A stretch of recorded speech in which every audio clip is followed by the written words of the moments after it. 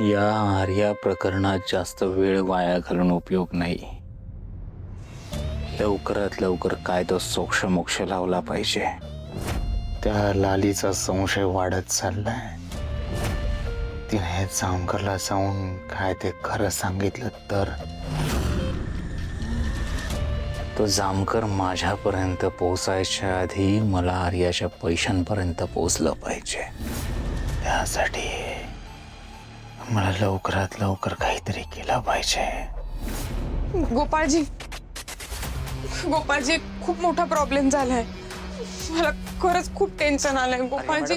थांबा थांबा थांबा, तुम्ही शांत व्हा. बसा बरं, बसा. हे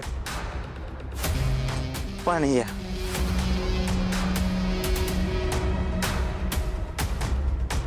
हा, आता सांगा काय झाले. गोपाळजी, त्या साकेतने माझं ना जाम डोकं फिरवलंय.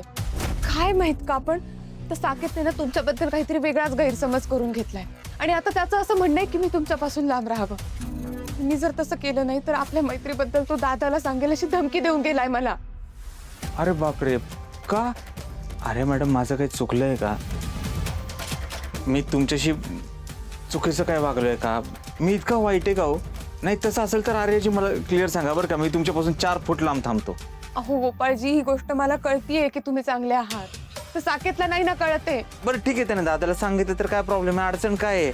आपली चांगली मैत्रीच आहे ना. गोपाळजी, दादाचं तुमच्याबद्दल असणारं मत माहित नाहीये का तुम्हाला? दादाला जर एकदा राग आला ना तर तो कुठल्याही थराला जाऊ शकतो. आणि तुम्हाला सांगते, ही गोष्ट मला कोणापुढेच आजपर्यंत बोलता नाही आली, पण माझ्या आयुष्यात येणाऱ्या, माझ्या जवळ येणाऱ्या प्रत्येक व्यक्तीचा राग आहे त्याला. म्हणून मला आजपर्यंत मित्रमैत्रिणी नाहीये. तुम्ही एकमेव माझे मित्र आहात. गोपाळजी, साकेतने जर दादाला हे सगळं सांगितलं ना, आपली मैत्री तुटेलच आणि दादा मला इथून घेऊन जाईल. मला नाही गमवायचंय तुम्हाला.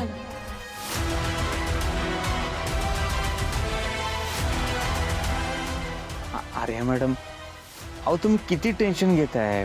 नका टेन्शन घेऊ. मी आहे, आपण करू काहीतरी. आणि दादा लयच काय विचारायला लागला तर मी त्याला सांगेल ना आपल्या आपल्या मैत्रीबद्दल सांगेन मी त्याला. तुम्ही नका टेन्शन घेऊ. ते साकेत चांगला मुलगा आहे, तुमची काळजी आहे म्हणून काळजीपोटी बोलतोय ना तो. होय तर, पण हे दोघे ना फार फार विनाकारण काळजी करतात माझी. गोपाळजी, तर साकेतलाही आता वाटायला लागले की तो माझ्या काळजीपोटी हे सगळं करतोय आणि त्यामुळे मला खूप डाऊट येतोय. तो कुठल्याही क्षणी दादाला काही पण जाऊन सांगू शकतो. नाही, खरं आहे तुमचं, तो नाही सांगणार. तुम्ही नका टेन्शन घेऊ. तुम्ही कशाला एवढं टेन्शन घेता आर्याचे तुम्ही? अरे मॅडम, अहो तुम्ही आजारी आहे, एवढं उन्हात आणायचं कशाला आलं इथं? तुम्ही बसा बरं. तुम्ही एवढं लांब कशाला आलाय तापाचं?